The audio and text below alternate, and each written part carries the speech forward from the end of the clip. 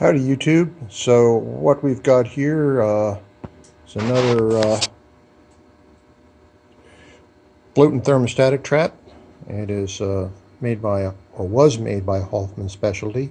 I don't believe they make these anymore. They might. You can get them. There are a lot of them on surplus. But in this particular case, we're going to be discussing how to rebuild it.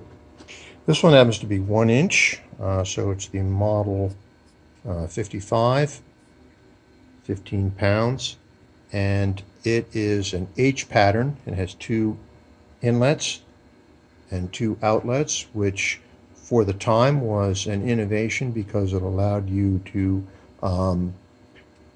do a lot more flexibility in piping this bad boy up.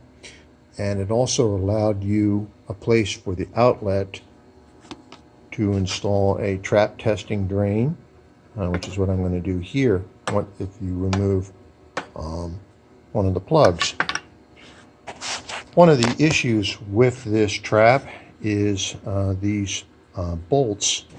A lot of times there's not a lot of clearance to put a wrench in to get a good grip on it, so sometimes you're rounding these things out. A lot of times they snap off in the body, and then, well, that just gives you a good excuse. Oops, sorry about the focus there. It gives you a good excuse to replace it with a proper 6-bolt trap. Just to remind you, this is a Sarco version of the 6-bolt trap. You have the that's your typical late model Sarco thermostatic element portion, and that is the float portion, and this is for 1.25 inches, hence the fairly large hole there for the float part of the show. And that is the outlet for both the thermostatic part and the float part. So once you get these out,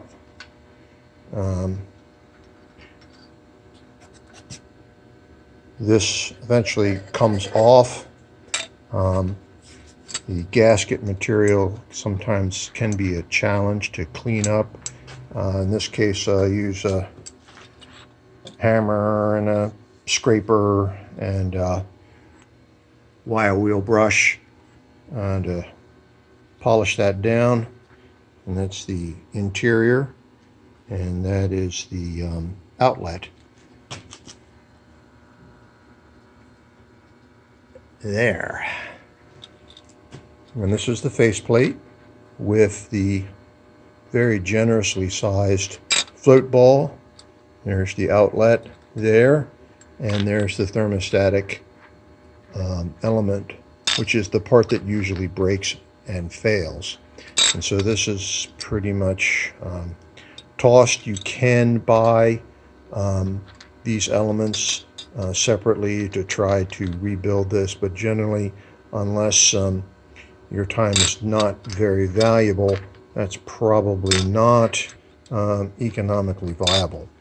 So we'll set this down as part of the collection.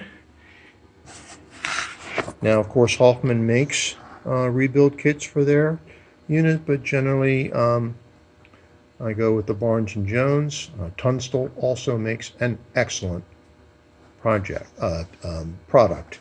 So this is the FT53 and 54, the Hoffman kit,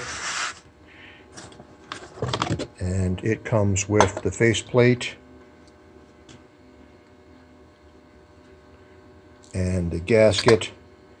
And if you'll look, the thermostatic element is exactly the same as the Hoffman product. So Hoffman probably subcontracted Barnes & Jones to build the element. There's the float. And so what I generally do is I'm going to probably anti-sneeze this. Ooh boy, that's really goopy, that oil. I'm probably going to anti-sneeze that smear it all around, put the gasket on, anti-seize the original quarter 20 bolts, and then do the same thing for the union. I've already done that for previous work, and put this back into service. So thank you very much. Again, I really appreciate your guys' support on this, and I hope this provided a few tips on how to do this project, and be well.